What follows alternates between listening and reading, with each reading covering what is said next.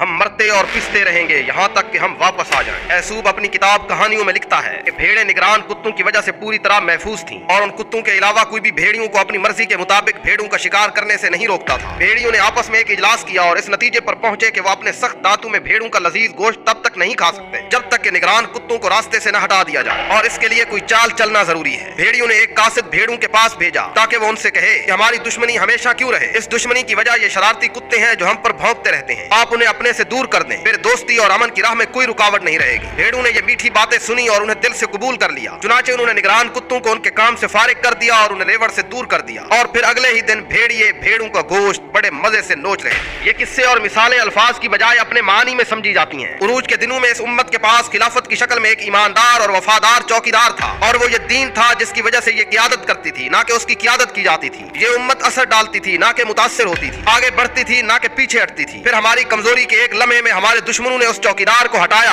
اور یوں انہیں ہمارا شکار کرنا آسان ہو گیا۔ اس امین چوکیدار کو ایک ہی بار میں نہیں ہٹایا گیا، بلکہ انہوں نے چمکیلے ناموں اور جادوئی عنوانات کے تحت اس کے ہر عضو پر حملہ کیا، اور ان کی نیت اور مقصد اس روح کو ختم کرنا ہی ہے جس کے بغیر امت ایک مردہ جسم بن جاتی ہے، جو مار پر مار کھاتی ہے مگر اسے ہٹانے کے لیے بھی ہاتھ نہیں اٹھاتی، چاہے جائے کہ وہ اپنے حق میں پلٹ کر جواب دے سکے۔ وہ ایک بار یہ کہہ کر امت کو آئے کہ نصابی کتب کو بدلو کیونکہ وہ تشدد کو فروغ دیتی ہیں، اور وہ ایک بار پھر صحیح بخاری اور دیگر مستند کتابوں کی چھان بین کا مطالبہ لے کر آئے اور ہمیں مذاہب کے مکالمے کی کانفرنسوں میں لے گئے، اور پھر یہ سارا عمل ان کے قرآن سے حاکمیت اور لڑائی والی آیات کو نکالنے کے مطالبے پر ختم ہوا۔ پھر انہوں نے معاشرے کی بنیاد یعنی خاندان میں توڑ پھوڑ کے ہتھوڑے مارے۔ انہوں نے عورت کو آزادی کا لالچ دیا گویا وہ کوئی غلام ہو، حالانکہ اسلام کے سوا کسی دین یا تہذیب میں اسے اتنی عزت نہیں دی گئی، حالانکہ وہ اس کی حقیقی آزادی نہیں چاہتے تھے بلکہ اس تک بآسانی پہنچنے کی آزادی چاہتے تھے۔ آپ ان کی کانفرنسوں اور مشاورتی میٹنگوں، میٹھی باتوں پر اور ان کے نعروں پر دھیان مت دو، حقیقت ان کے مفکرین کے منہ سے سنو۔ تھامس پین اپنی کتاب اثر العقل میں کہتا ہے کہ اب صورتحال بدل گئی ہے اور مسلمان ہماری مٹھی میں ہے، لیکن جو ایک بار ہو چکا ہے وہ دوبارہ بھی ہو سکتا ہے۔ بے شک وہ جذبہ جو محمد الرسول اللہ نے اپنے پیروکاروں کے دلوں میں بھرا ہے وہ کبھی بجھنے والا نہیں۔ وہ اچھی طرح جانتے ہیں کہ ہم ایک ایسی امت ہے جو بیمار تو پڑتی ہے مگر مرتی نہیں، اور وہ اب جو کچھ بھی کر رہے ہیں وہ صرف بیماری کی مدت کو لمبا کرنا ہے۔ یہ بیماری ختم ہو جائے گی لیکن تمہیں اپنا علاج کرنا پڑے گا، تمہیں سر اٹھانا پڑے گا، تمہیں پھر اسی مقام پر لوٹنا پڑے گا جس مقام پر تمہیں لوٹا گیا تھا۔